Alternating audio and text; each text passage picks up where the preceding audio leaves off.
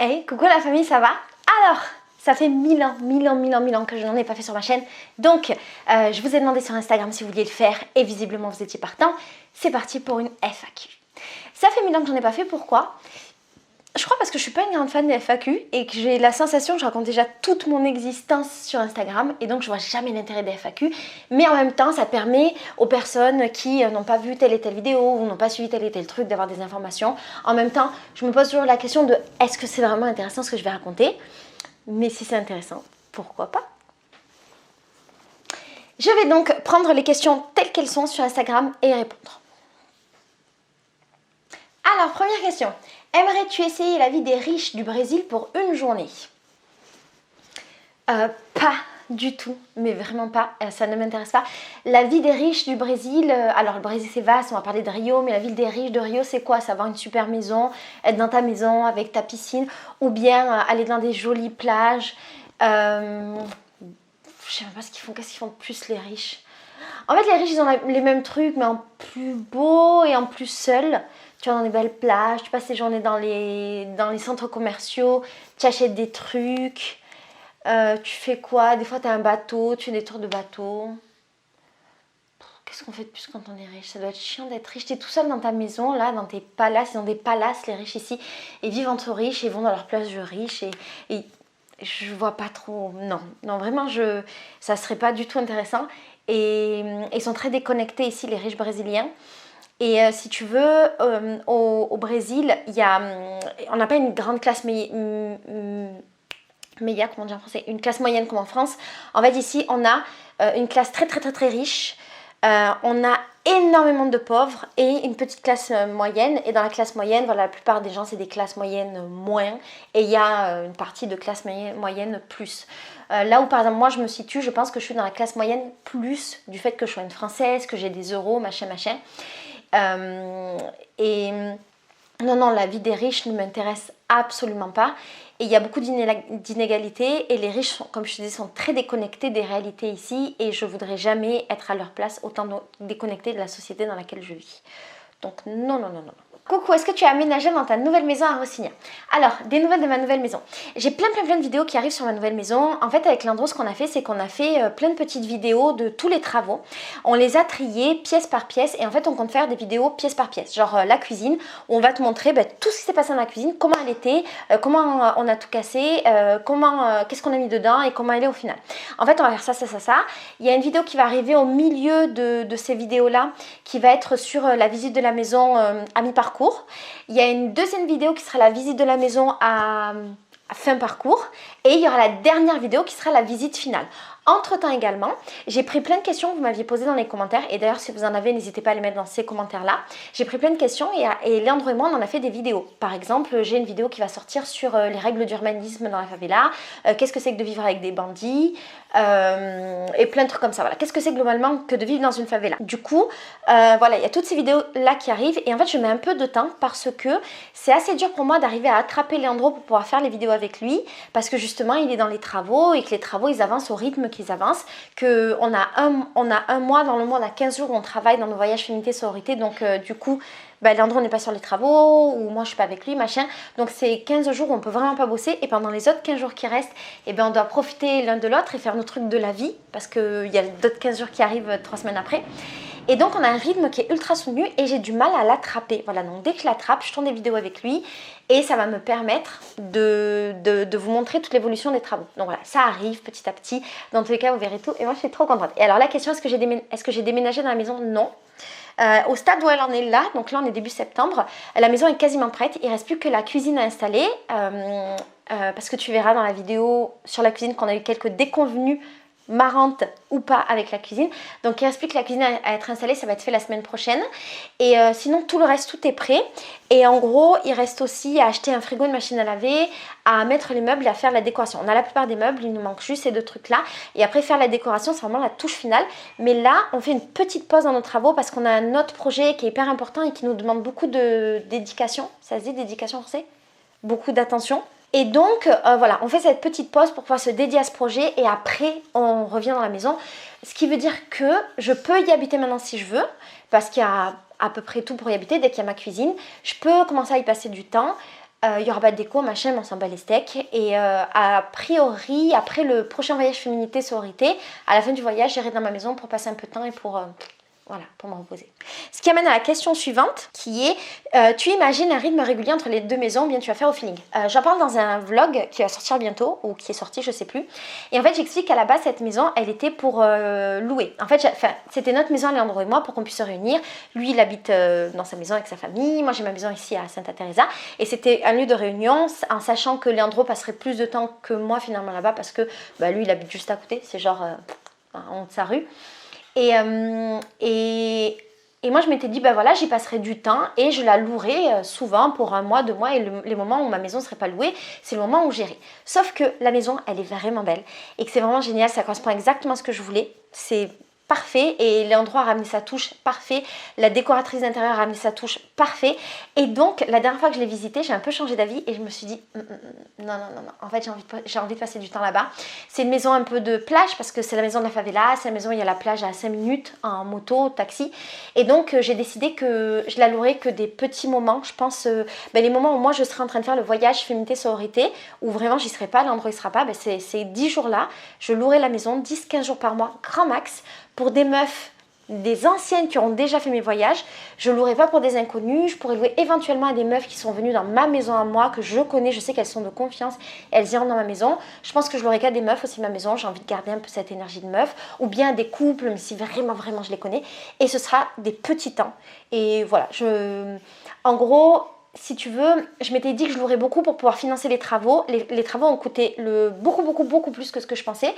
Mais finalement, qu'est-ce qui est plus important entre l'argent ou mon bonheur et le bonheur d'être dans ma maison, à côté de la plage, d'être dans la favela, tout ça, qui est un endroit que j'adore, la favela.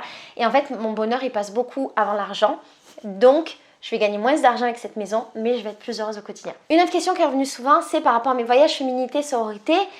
S'il y avait des places, comment on faisait pour s'inscrire et s'il y avait des voyages en 2024. Alors, 2024, je ne sais pas si je serai encore vivante, les mecs. Laissez-moi respirer. J'ai mis des voyages jusqu'à fin 2023. Mes voyages sont pleins jusqu'à fin 2023. J'ai une liste d'attente d'à peu près 600 personnes, ce qui est énorme. Je trouve ça incroyable. Si jamais tu es intéressé par les voyages féminité sororité, il faut juste que tu me donnes ton email.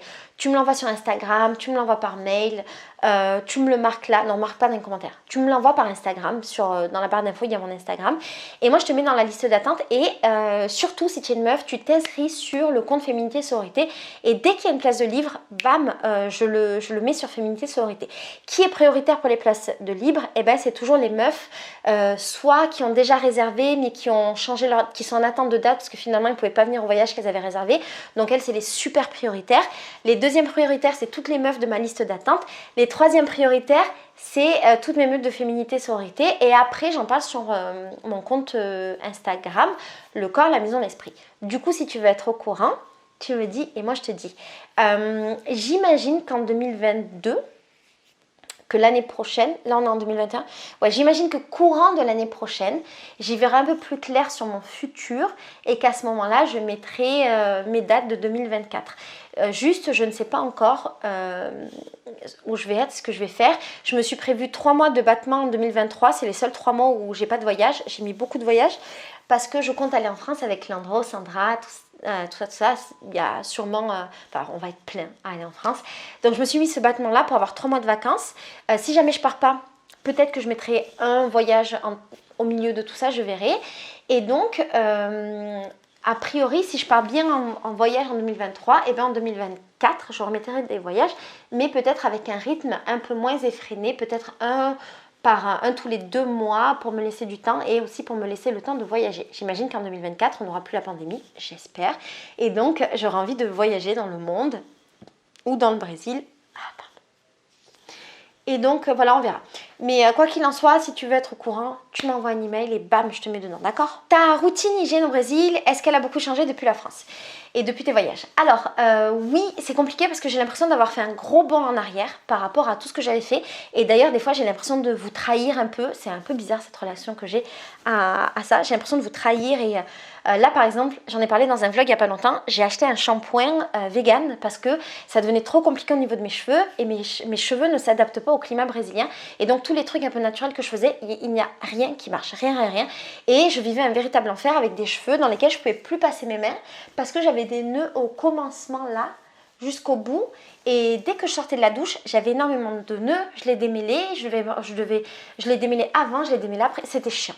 Et donc ce que j'ai fait, c'est que j'ai acheté un shampoing et j'ai beaucoup culpabilisé. J'ai acheté aussi un après-shampoing qui change la vie. J'ai beaucoup culpabilisé et finalement je me suis dit bon ben voilà, ça fait partie du jeu, j'évolue et j'ai pas le choix et c'est comme ça. Donc pour les cheveux, voilà, maintenant au bout de 4 ans et quelques au Brésil, j'ai dû repasser un shampoing vegan, mais je pense que je vais revenir à des shampoings solides parce que j'ai trouvé une marque qui a l'air intéressante et qui fait des shampoings solides et des après-shampoings solides qui ont l'air bien. Donc je pense que je vais refaire un pas en arrière, d'autant que je vois que c'est très bien, mais il y a vraiment aucune différence sur mes cheveux, mis à part que j'ai plus de nœuds, ce qui est très intéressant. Au niveau des dents, j'avais essayé plein de trucs par rapport à mes dents pour me laver au naturel. Et là aussi, je suis un peu revenue en arrière. Ici, j'utilise plutôt un dentifrice vegan, un dentifrice vegan que j'achète à une petite productrice dans le marché. Et en fait, je me sens plus confortable.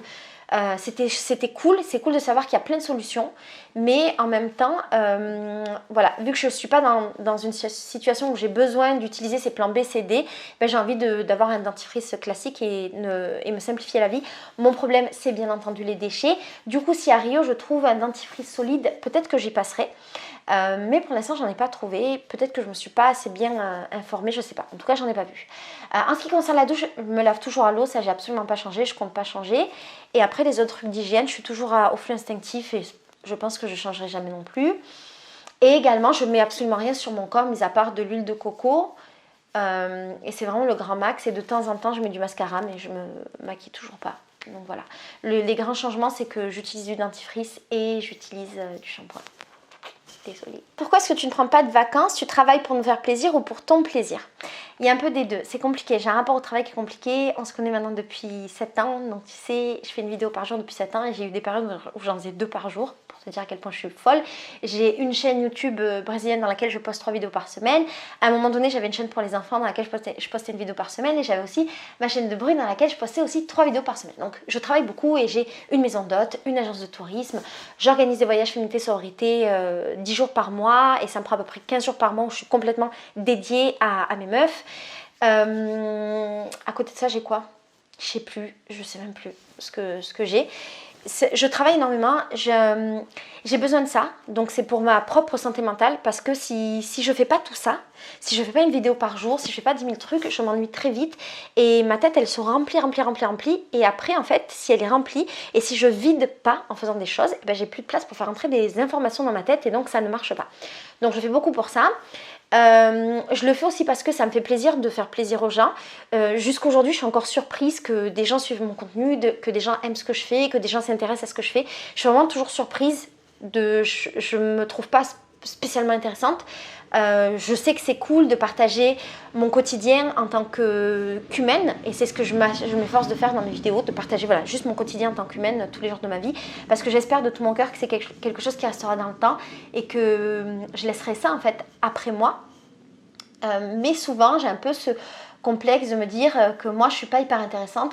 Tout à l'heure par exemple je me faisais la réflexion, je regardais les vidéos d'un jeune très chouette et qui fait des analyses de trucs et je le voyais faire des analyses et je me disais putain mais moi je fais pas d'analyse, enfin, moi tout ce que je fais dans ma vie c'est raconter ma vie, raconter tout ce qui se passe dans ma vie, mes évolutions, mes expériences, la merde que je fais dans ma vie ou les réussites, mes vulnérabilités, tout ça. Est-ce que ça sert à quelque chose? Je sais que ça sert à quelque chose, je le sais, tu sais, c'est des combats un peu dans ta tête, je sais que ça sert à quelque chose, je sais que ça aide des gens, donc je le fais pour ça, parce que je sais que ça a une importance, et je le fais aussi beaucoup pour moi. Et pourquoi je prends pas de vacances? Parce que malheureusement, souvent, je me fais passer au second plan par rapport au travail et c'est un vrai problème. Tu vois, chacun, on a un peu nos problèmes dans la vie. Moi, c'est ça. C'est que je pense que je ne prends pas assez soin de moi parce que je n'ai pas l'habitude de prendre soin de moi ou qu'on prenne soin de moi. Donc, c'est un vrai effort et je suis en permanente culpabilité. Par exemple, une journée type, c'est je me lève et je travaille jusqu'à dormir. Là, il est 1h du mat et je tourne des vidéos. Et après, je pense que je vais monter des vidéos, donc je vais me coucher vers 2-3 heures. Et donc, dès que je ne suis pas en train de faire ça dans ma journée, par exemple, si je me promène sur Instagram, si je suis en train de faire autre chose, je vais automatiquement culpabiliser et en même temps j'ai conscience du fait qu'il faut que je m'aère, il faut que je fasse des trucs et donc c'est un conflit interne en permanence. Donc voilà, c'est compliqué. Et là en ce moment je ne prends pas de vacances parce qu'il y a la pandémie et que c'est assez compliqué pendant la pandémie. Ça pourrait être un bon moment pour en prendre parce qu'il n'y a pas beaucoup de touristes au Brésil, donc je pourrais voyager. En même temps je trouve que c'est pas un bon moment pour voyager parce que il y a encore la pandémie même si on est vacciné. Donc voilà, ça complique les choses. Et puis comme mes voyages sont très rapprochés, depuis que j'ai repris mes voyages après la pandémie, je me suis mis un rythme assez effréné d'un voyage par mois et j'ai que 3 semaines entre les 2 voyages et dans ces 3 semaines là il faut que je fasse tout mon travail que je faisais normalement avant en 1 mois, 2 mois et donc c'est un peu complexe.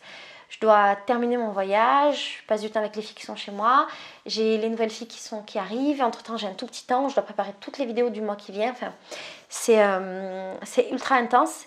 Et ça me va bien, j'aime bien travailler comme ça, mais voilà, c'est pour ça que je ne prends pas de vacances. Mais je vais essayer d'y remédier. En tout cas, ma maison de Rocinha, c'est un peu ça l'idée, c'est un peu un endroit refuge où je vais pouvoir m'échapper de ma maison de travail qui est ici pour aller dans ma maison de vacances, ma maison de plage, avec mon mec ou sans mon mec.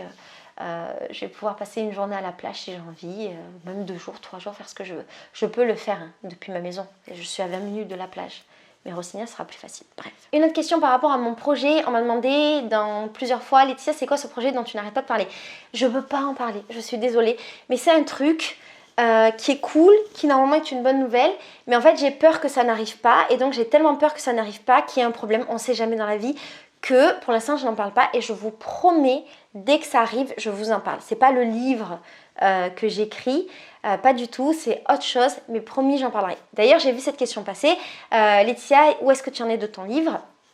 Pour l'instant, c'est en suspens parce que, tu te souviens, j'avais fait la dernière vidéo que j'avais fait où je parlais de ça, j'ai expliqué que j'étais très fatiguée et que j'avais perdu beaucoup d'énergie et que j'arrivais pas. Il y avait plein de trucs, plein de problèmes de légitimité, tout ça qui me bloquaient beaucoup. Et en fait, avec l'éditrice, on a pas mal parlé et on attend toutes les deux que ce soit le bon moment pour que je puisse me remettre dedans. Je pense que le bon moment, ce sera quand j'aurai un rythme de vie un peu moins intense. En même temps, quand est-ce que j'aurai un rythme de vie moins intense vu que tous les mois j'ai un voyage? Je sais pas, peut-être que justement il y a un moment donné où je vais réussir à bien équilibrer et que je vais avoir du temps pour moi, sans doute dans la maison de Rocinha, je vais avoir du temps pour moi où je suis très seule en fait dans moi-même, j'ai besoin de ces moments-là et peut-être que là je pourrais continuer et en même temps c'est pas plus mal que je le repousse un peu parce que mon livre il parle des femmes et j'en rencontre beaucoup et c'est très très riche tout ce que je vis tous les mois avec les femmes de mes voyages et qu'est-ce que je voulais dire? Et du coup, j'ai l'impression que chaque voyage que je fais enrichit mes réflexions ou enrichit tout ce que je pourrais écrire dans mon livre. Comment as-tu reconstruit ta vie dans un autre pays? Alors c'est une question qui mériterait une vidéo et je ne sais pas si je serais capable de la faire. Je crois que ça s'est fait tout seul. En fait, c'est pas quelque chose que tu décides. Tu fais tout seul, tu arrives dans un nouveau pays, tu connais personne et puis tu rencontres des gens et de fil en aiguille, tu te crées un réseau social, tu te crées une vie, tu trouves ta maison, tu trouves tes amis, tu trouves tes occupations, tu trouves ta vie sociale, tout ça. Et c'est comme ça que la vie se reconstruit. Tu trouves ton mec ou t'as pas ton mec. Tu refais ta vie et donc il n'y a pas trop de secrets en fait. Voilà, c'est juste faire confiance à la vie, avancer et s'autoriser. Peut-être. Alors, est-ce que tu comptes vivre définitivement au Brésil et est-ce que tu as changé d'opinion par rapport à tes choix comme les enfants? Donc 2 questions. Est-ce que je compte vivre définitivement au Brésil? C'est un peu dans mes plans. Tout à l'heure, je regardais ma vidéo que je viens de poster sur l'Inde et je me disais, purée, j'ai quand même beaucoup dévié par rapport à mes plans. Je devais être une grande voyageuse qui devait voyager pendant des années. Je suis arrivée au Brésil et je ne suis plus jamais sortie. Et là, j'achète ma maison, je fais mes trucs. Est-ce que je serai de nouveau une voyageuse dans ma vie? Je sais pas. J'aimerais parce que c'était vraiment mon idée en fait de voyager un peu partout. Bon, entre-temps, ça a évolué aussi par rapport à la pandémie. Ça fait 2 ans qu'on est dans la pandémie, mais ça fait quand même presque 5 ans que je suis au Brésil. Et je sais pas, tu sais, le Brésil, c'est tellement ancré dans moi maintenant que j'arrive même pas à m'imaginer hors du Brésil, j'arrive pas à m'imaginer hors de Rio. Quand je m'imagine hors de Rio, je me sens un peu étouffée. En fait, c'est un peu dur pour moi et tant que je ressentirai pas le besoin de sortir, je le ferai pas. Et en fait, il n'y a pas longtemps, j'avais vraiment envie, je ressentais le besoin là, j'avais envie de sortir là, de visiter des trucs, de sortir du Brésil. Et puis je me suis rappelé que le Brésil, c'était un pays continent et qu'il y avait des milliards de choses à voir. Je n'ai rien vu du Brésil, je n'ai vu que Rio et les alentours de Rio. Je suis ultra limitée dans ce que j'ai exploré du Brésil en 5 ans, c'est dingue quand on y pense. Et donc, je me dis, voilà, j'ai beaucoup de choses à visiter dans le Brésil. Après, peut-être que je visiterai d'autres pays. Je suis pas sûre de tomber amoureuse d'un autre pays parce que je suis très ancrée maintenant ici et que, voilà, j'ai ma maison, j'ai des projets très forts qui arrivent et donc c'est des projets qui manquent encore plus au Brésil, enfin notamment un gros projet qui manque définitivement au Brésil et donc j'ai pas du tout la volonté, absolument pas de partir et même après 5 ans je suis toujours en admiration devant le peuple brésilien, devant le Brésil, devant tout ça donc voilà. C'est pas prévu. Après, on ne sait pas de quoi est fait la vie. Hein. Peut-être que demain, je vais voyager quelque part et je reviendrai pour le Brésil et j'abandonnerai tout ce que j'ai ici et on verra bien. Et j'ai beaucoup le projet quand même de voyager avec Leandro, avec Sandra, avec Lorraine. Et on a envie d'aller en France, on a envie d'aller en Inde, on a envie d'aller en Afrique. Donc voilà, il y a plein de voyages qu'on a envie de faire et ce sera pour le futur. Je me suis dit que peut-être j'allais continuer par exemple à faire des voyages féminité sororité pendant un temps, pendant quelques années. Puis après j'arrêterai. Peut-être je me mettrai à la retraite, j'aurai plus besoin de travailler. Et peut-être que juste je ferai des vidéos et je voyagerai dans le monde, on ne sait pas. Ou peut-être je continuerai, ou peut-être j'aurai d'autres trucs. Je suis un peu folle, donc c'est très possible que j'ai d'autres entreprises et d'autres business et d'autres idées de trucs. Ou on ne sait pas, tu vois. Mais bon, donc voilà. Et alors, l'autre question, c'était, est-ce que tu as changé dans tes choix? Non, je veux toujours pas d'enfant, vraiment pas. Je pense que je ne changerai pas et que j'arrive à un âge où je sais que je ne changerai pas d'avis. Est-ce que tu te reposes réellement? Non, je me repose pas énormément, je trouve. Je me repose un peu entre les voyages, mais pas assez. C'est un vrai problème. C'est pour ça que je commence vraiment à ressentir le besoin de plein de choses. Je ressens le besoin d'être seule chez moi. Je ressens le besoin de ne pas avoir d'humains en fait qui vivent dans le même espace que moi. J'adore vivre avec Sandra, c'est merveilleux, mais je ressens le besoin de vivre seule, d'avoir mon espace, ma cuisine, mon salon, mon canapé, mes trucs à moi. Je me faisais la réflexion par exemple que ça me manquait de cuisiner. Mais je cuisine plus parce que la cuisine c'est l'espace de Sandra qui a son organisation, ses trucs à elle. J'ouvre mon frigo, il y a les trucs de Sandra et des gens qui vivent chez moi. C'est elle qui fait les courses et du coup moi si j'ai pas la main sur les trucs, je suis très contrôlatrice. Et donc si je contrôle pas un truc, je m'en désintéresse complètement. Je suis pas capable d'être entre les deux. Et donc la cuisine par exemple, je passe pas de temps dedans, je cuisine plus. Et donc je sens que j'ai besoin de récupérer mon espace pour pouvoir me sentir reposée également. Parce que ça commence à m'affecter en fait d'avoir du mouvement autour de moi et encore une fois la maison de Rossigna ça va être très bien parce que ça va me donner un peu cette oasis donc je me repose pas suffisamment, je vais me reposer bientôt, j'espère. Comment fais-tu pour réussir à être organisée avec toutes ces activités et réussir à tout concilier? J'ai pas de vie sociale. Zéro, aucune. Et là, pendant la pandémie, j'en ai eu absolument aucune. J'ai juste un petit peu peur de quand quand va revenir la vie normale. Parce que je me dis, est-ce que je vais être capable de conjuguer les deux, revoir une vie sociale, sortir tous les soirs comme je faisais avant, avoir plein de blocos de carnaval, plein d'entraînements, nanana, et le rythme effréné que j'ai, un voyage par mois, la maison d'hôte, une vidéo par jour. J'ai été obligée de faire des choix en fait pour aménager des trucs. Par exemple, j'ai arrêté ma chaîne de bruit, j'ai arrêté la chaîne pour les enfants. Leandro maintenant fait le montage de mes vidéos brésiliennes, donc il y a des petits projets comme ça que j'ai arrêté. Avant j'envoyais des emails tous les matins, j'ai arrêté de le faire. Donc voilà, j'ai aménagé un peu des trucs pour pouvoir avoir le temps de m'organiser et me focuser, ça se dit en français, me focuser sur les trucs les trucs importants. Donc voilà, le secret c'est que j'ai pas de vie sociale. Et aussi, le secret, c'est que je vis dans mon travail et que tout le monde autour de moi est impliqué dans mon travail. Je me suis construit ce monde-là. C'est bien, c'est pas bien. L'avenir nous dira. J'ai toujours travaillé comme ça. J'ai toujours travaillé dans mon travail et avec les gens autour de moi, mon mari, mes beaux-frères, mes amis, mes frères et sœurs. J'ai toujours travaillé comme ça et là, je recommence. Donc, peut-être que c'est aussi cette solution. Et puis aussi, je pense que j'ai pas énormément de perte de temps dans ma vie. Par exemple, je ne regarde pas de séries, je ne regarde pas de films. Je passe du temps sur les réseaux sociaux, mais c'est un truc de travail, donc oui, mais pas tant que ça. j'aime pas forcément les interactions sociales, c'est bizarre hein, parce que j'aime certaines interactions sociales, mais celles qui me prennent beaucoup de temps et d'énergie, j'ai un peu du mal. Je suis finalement assez sélective dans mes interactions sociales. J'accorde du vrai temps qu'aux gens desquels je suis très proche. Et donc tout ça, ça me permet de gagner du temps. Par exemple, si tous les soirs je passais 2 heures à regarder Netflix, eh ben, j'aurais à la fin de la semaine 14 heures en moins pour travailler. Sauf qu'en fait, je le fais pas et j'ai 14 heures en plus dans ma vie pour travailler, pour lire, pour être heureuse, faire des trucs, faire des blocos de carnaval, des trucs comme ça. Donc voilà, c'est comme ça que je m'organise en sélectionnant beaucoup ce que je fais, en ayant finalement assez peu de perte de temps et de loisirs qui n'en sont pas vraiment. Parce que pour moi, regarder Netflix, c'est pas un loisir, mais dans mon échelle de valeur des loisirs. De quelle origine tu es? J'ai répondu 1 milliard de fois dans mes vidéos, je le dis rapidement.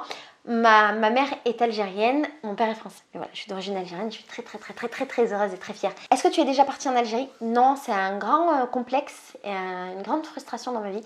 J'ai jamais été parce que ma mère n'est pas retournée en Algérie. Et pour plein de raisons, j'imagine familiales et parce que la vie passe. Et c'est malheureux, mais on s'était dit que le jour où les grands-parents allaient mourir, on irait en Algérie pour les enterrer. Ils sont morts et on n'y a pas été. Et donc maintenant, j'arrive à un âge où je vois pas quelle vraiment serait la raison pour laquelle j'irai en Algérie, parce que je connais aucune famille là-bas, ma mère compte pas y retourner et mes grands-parents sont morts. Et donc je pense que j'y retournerai dans le cadre du tourisme. Peut-être un jour j'irai là-bas, voilà, comme touriste. Alors, comment fais-tu pour réussir à répondre à tout le monde? Je passe ma vie à répondre. J'utilise chaque petit moment de mon temps, chaque micro-minute de mon temps pour faire ce genre de truc, répondre à tout le monde sur Instagram. Je réponds à absolument tout le monde, même si je mets juste un cœur, je réponds. Sur YouTube, avant je répondais vraiment à tout le monde, maintenant j'ai un peu plus du mal, je mets beaucoup des cœurs, mais comme j'ai mes voyages féminité sororité, dans cette période-là, c'est assez compliqué pour moi de répondre à tout le monde, mais je lis tous les commentaires. Mais Instagram, vraiment, je réponds à tout le monde. Voilà, si je suis dans la voiture, je fais ça. Si je suis dans un Uber, j'utilise mon temps pour ça. Si je suis aux toilettes, je fais caca, j'utilise mon temps pour ça. Avant de dormir, je le fais. Je le fais tout le temps.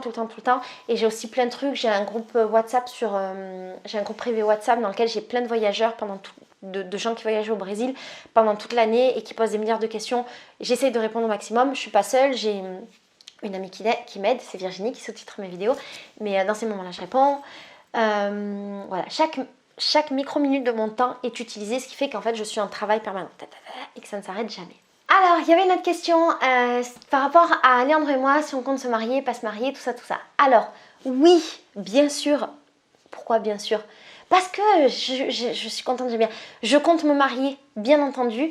J'attends que Léandre me demande officiellement, je lui dis le jour où tu me demandes officiellement, tu as intérêt de mettre la lumière d'un côté, la caméra de l'autre. Donc j'attends qu'il me le demande officiellement, mais c'est prévu.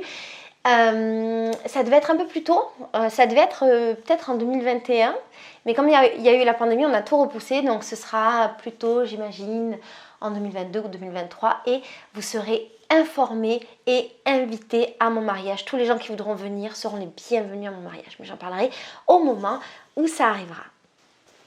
Il y a une question que je reçois aussi souvent sur Instagram, c'est une question par rapport à qu'est-ce que c'est en gros de vivre dans un pays d'extrême droite et quelles sont les conséquences, machin. Je ne vais pas y répondre ici, c'est compliqué, c'est un sujet complexe et en plus aujourd'hui on est la veille de peut-être un coup d'état. C'est une nuit très intense ici au Brésil et demain c'est un jour très intense, on est tous un peu avec la boule au ventre parce que probablement que le président va essayer de faire un coup d'état et là ce soir ça a déjà commencé. Donc si jamais c'est un sujet qui vous intéresse, dites-le moi dans les commentaires, je suis très curieuse, je ne sais pas si ça intéresse en fait voilà ces histoires-là de qu'est-ce que c'est que de vivre dans un pays d'extrême droite dirigé par un dictateur, pas dictateur, enfin si, pas officiellement. Mais oui, si c'est quelque chose qui vous intéresse, moi ça m'intéresserait bien de vous faire une vidéo un peu rétrospective pour expliquer comment c'est au quotidien.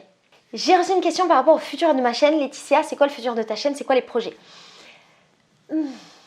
Mes projets, c'est de continuer tous les jours à faire des vidéos. Ça, c'est important. Parfois, Farid me demande pourquoi est-ce que je continue à faire autant de vidéos et qu'est-ce qui m'oblige et est-ce que je suis pas folle? Je le fais parce que j'aime ça. Donc, c'est quelque chose qui va pas changer. C'est pas prévu. Donc, j'ai prévu de faire ça. Et après, en ce qui concerne le contenu, En fait, tu sais, moi j'ai mon planning et mes grilles sont hyper pleines parce que je fais tous les 2 jours un vlog. Et donc il me reste peu de jours dans la semaine pour faire des vidéos qui parlent d'autres choses, soit 3 jours, soit 4 jours selon les jours de la semaine. Et j'ai des vidéos qui reviennent. Et donc une fois par semaine, j'essaye de te faire une vidéo de réflexion. Une fois par semaine, il y a une vidéo qui parle d'un livre. Une fois par semaine, il y a une vidéo un peu plus légère, genre 50 réflexions, FAQ ou un truc sur un autre truc. Bref, ma grille est déjà pleine, mais il y a des formats que j'ai envie de refaire. J'ai envie de terminer mes vlogs de l'Inde. J'ai envie de reprendre mes vlogs de Madagascar et de les terminer également. Je déteste les choses qui ne sont pas terminées et j'y pense souvent parce que c'est pas terminé. Tant qu'un cycle n'est pas fermé, dans ma tête il existe et il prend de l'espace. Je sais pas si je referai vraiment des vidéos écolo bio, machin, parce que j'ai déjà parlé de tous ces sujets-là. J'ai beaucoup de vidéos pour parler de sexualité, gynécologie, tout ça, que j'ai envie de faire, mais je vais faire très attention. J'ai pas envie de faire des vidéos de... J'ai envie de parler de sexualité, mais en parlant de mes expériences, plutôt que donner un peu des cours, parce que je me sens pas du tout légitime pour le faire. Et quand je dis gynécologie, c'est pareil, je veux parler de mon expérience en tant que femme, mais je veux pas expliquer des choses concrètes et peut-être médicales. C'est pas mon domaine d'activité, donc j'aurais très peur de dire des bêtises. Je veux continuer à faire beaucoup de vidéos qui parlent des femmes. À un moment donné, j'avais envie de parler d'amour, de couple, ce genre de choses, mais pareil, je sais pas si je suis légitime. En tout cas, j'aimerais continuer à parler de mes expériences.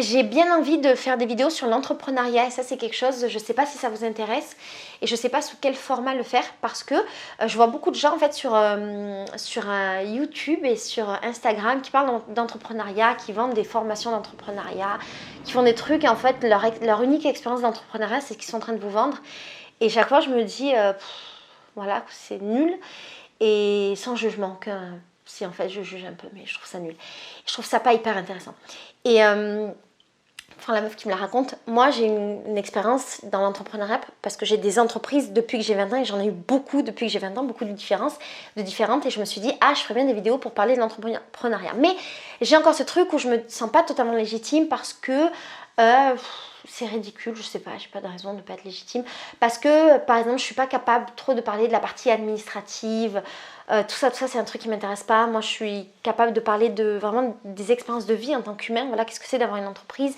quelles sont les difficultés auxquelles on fait face, quelles sont les victoires et les ratés que j'ai eu dans mes entreprises et ça pourrait représenter une dizaine, une quinzaine de vidéos et je sais pas encore sur quel format je le ferai. Je suis pas sûre que ce soit quelque chose qui aille pour ma chaîne et peut-être que je ferai un truc un peu plus travaillé, enfin en tout cas voilà une série et peut-être que je le ferai sous forme d'un programme avec peut-être un tout petit prix pour pouvoir m'aider à financer ce travail-là supplémentaire. Mais c'est encore pas sûr parce que j'ai du mal à financer les trucs. Je sais que beaucoup de gens font ça et que c'est important et que c'est bien parce que malheureusement avec YouTube on gagne pas suffisamment de vie. Donc je m'étais dit, vu que ça va toucher juste des personnes très intéressées, peut-être que je peux mettre un petit tarif pour les personnes intéressées et comme ça voilà, moi ça me permet de dégager du temps, de l'argent pour me consacrer à ça. À voir, je sais pas trop. Et après, j'avais bien envie de faire un truc, mais je sais pas si c'est intéressant. J'avais envie de faire des petites vidéos avec des petits exercices de développement personnel. En fait, j'avais déjà fait ça sur ma chaîne et je trouvais ça marrant. C'était des trucs pas prises de tête et où je me la raconte pas. Je me présente pas comme une coach de vie, une coach de développement personnel ou autre chose. C'est pas mon travail et qu'est-ce que ça veut dire être coach de vie? Et donc, je t'ai fait une vidéo sur le sujet il y a longtemps maintenant, 1 ou 2 ans. Et donc, j'ai plein de livres comme ça avec des exercices de développement personnel et je les aime bien parce que je trouve ça marrant. Et le développement personnel, je trouve que c'est bien quand c'est fait de manière très ludique, peut-être un peu superficielle. Je trouve ça intéressant quand c'est plus profond. Je pense qu'il faut aller voir des professionnels, c'est un autre débat. Et donc, si c'est quelque chose qui vous intéresse, dites-le moi aussi. J'ai même des vidéos de l'ancien temps que j'ai fait il y a 5 ans et que j'ose pas mettre parce que je me dis, ça va les saouler et tout. Des vidéos que j'avais fait où voilà, je faisais mes exercices. Donc si c'est quelque chose qui intéresse, dites-le moi. Je repense à une autre question aussi que j'ai vue passer, qui était Laetitia, est-ce que tu t'entends bien avec Farid? Je m'entends très bien avec Farid. On se parle très régulièrement. Farid c'est mon poteau. Il y a des moments où on se dispute, des moments où ça va, comme tous les humains de la vie, mais on s'entend très très bien et j'espère de tout mon cœur qu'on va continuer à s'entendre bien pendant toute notre existence. Seul l'avenir nous le dira, mais a priori ça devrait être bon. Je crois que j'ai beaucoup parlé dans cette vidéo. Il y avait d'autres questions, mais il y a plein d'autres questions qui sont plutôt liées à Leandro et moi, à la favela, tout ça, tout ça. Et en fait, j'avais posé sur Instagram aussi, j'avais mis une question pour dire aux gens, voilà, dites-moi quels sont vos préjugés sur la favela ou les questions que vous avez sur la favela pour qu'on y réponde, Leandro et moi. Et donc je le redis ici, si jamais vous avez envie de me poser ces questions, mettez-les dans tous les commentaires. Et comme ça, nous on va vous y répondre. Et en fait, comme les questions qui commencent à arriver sont assez intéressantes, je pense qu'on va faire des petites vidéos de quelques minutes. Comme je parle beaucoup, ce sera pas quelques petites minutes, ce sera des minutes. On va faire une vidéo, on va faire plein de petites vidéos dédiées, d'accord? Si vous avez d'autres questions que vous avez envie de me poser, n'hésitez pas, je suis là. Vous me les posez dans les commentaires et éventuellement je referai une FAQ dans pas longtemps.